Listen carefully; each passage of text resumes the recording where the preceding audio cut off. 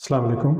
آج کی ویڈیو میں ہم معدے کی بہت ہی عام بیماری ہیلیکوبیکٹر پائلوری، جسے عام طور پر ایچ پائلوری کہتے ہیں، کے بارے میں بات کریں گے کہ ایچ پائلوری انفیکشن کیا ہے، اس کی علامات کیا ہیں، اور یہ انفیکشن کس وجہ سے ہوتی ہے، اور اس کی تشخیص کس طرح کی جا سکتی ہے، اور اس کا علاج کس طرح کیا جاتا ہے، اور کون سے ایسے پریونٹیو میئرز ہیں جنہیں اپنا کر آپ اس بیماری سے بچ سکتے ہیں۔ سب سے پہلے بات کریں گے کہ ایچ پائلوری کیا ہے۔ ایچ پائلوری ایک بیکٹیریا ہے جو خوراک یا پانی کے ذریعے ہمارے جسم میں داخل ہو کر معدے میں رہ سکتا ہے اور انفیکشن کا باعث بنتا ہے۔ پائلوری معدے کے ایسڈ کو کم کر کے معدے میں رہتا ہے اور ایک انزائم یوریز خارج کرتا ہے جو معدے کے نیچرل ایسڈ کو نیوٹرلائز کرتا ہے اور معدے کی اندرونی سطح کو کمزور کرتا ہے۔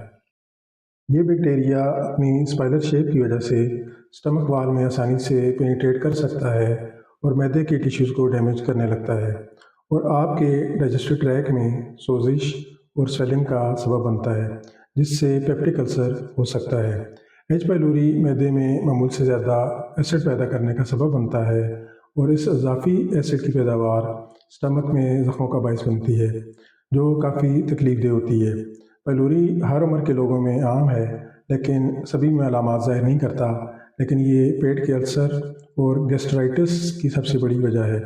اگر ایچ پائلوری انفیکشن کی علامات کی بات کی جائے تو پیٹ میں شدید درد کا ہونا، متلی، سینے یا پیٹ میں جلن کا احساس ہونا، بھوک نہ لگنا، بلوٹنگ، بربنگ یعنی ڈکار آنا، تیزی سے وزن کم ہونا، بخار ہونا اور تھوڑا سا کھانا کھانے کے بعد پیٹ بھرنے کا احساس ایچ پائلوری کی عام علامات ہیں۔ H pylori infection direct contact کے ذریعے پھیلتا ہے، یعنی تھوک، پاخانے، الٹی یا کسنگ کے ذریعے بیکٹیریا ایک متاثرہ شخص سے دوسرے شخص کو پھیلتا ہے۔ اس کے علاوہ ان ہائیجینک کھانا کھانے، آلودہ پانی پینے اور ان سینیٹائز کنڈیشنز یعنی بیت الخلاء کے استعمال کے بعد ہاتھ نہ دھونے کی وجہ سے یہ انفیکشن پھیل سکتا ہے۔ ایچ پائلوری کی تشخیص کے لیے 3 سے 4 قسم کے ٹیسٹ کیے جاتے ہیں، جس میں پہلا test H پائلوری anti bodies test ہے۔ یہ ایک بلڈ ٹیسٹ ہے جس سے آپ کے بلڈ میں ایچ پائلوری کے خلاف اینٹی باڈیز کا پتہ چلتا ہے، لیکن خون کا یہ ٹیسٹ صرف یہ شو کرتا ہے کہ آپ کو کبھی ایچ پائلوری انفیکشن ہوا تھا۔ وہ یہ نہیں ثابت کرتا کہ آپ کو اس وقت ایچ پائلوری انفیکشن ہے یا نہیں ہے، اس لیے یہ ٹیسٹ اتنا اہم نہیں ہے۔ دوسرا ٹیسٹ سٹول کلچر کا ہوتا ہے، جس میں پاخانے کا سیمپل لے کر ایچ پائلوری بیکٹیریا کی ڈائجسٹو ٹریک میں پریزنس چیک کی جاتی ہے۔ ٹیسٹ کی یہ اچھائی ہے کہ یہ شو کرتا ہے کہ انفیکشن ایکٹیو ہے یا نہیں، لیکن اس کی کمی یہ ہے کہ اگر آپ نے پچھلے 2-3 مہینے میں کوئی اینٹی بایوٹک یا معدے کی دوائی لی ہے تو ہو سکتا ہے کہ آپ کا یہ ٹیسٹ نیگیٹو آئے، even though H pylori infection موجود ہو۔ اس کے علاوہ انڈوسکوپی کر کے اور بایوپسی کر کے بھی ایچ پائلوری انفیکشن کا پتہ لایا جا سکتا ہے۔ اس کے علاوہ چوتھا ٹیسٹ بریتھ ٹیسٹ یعنی سانس کا ٹیسٹ ہوتا ہے۔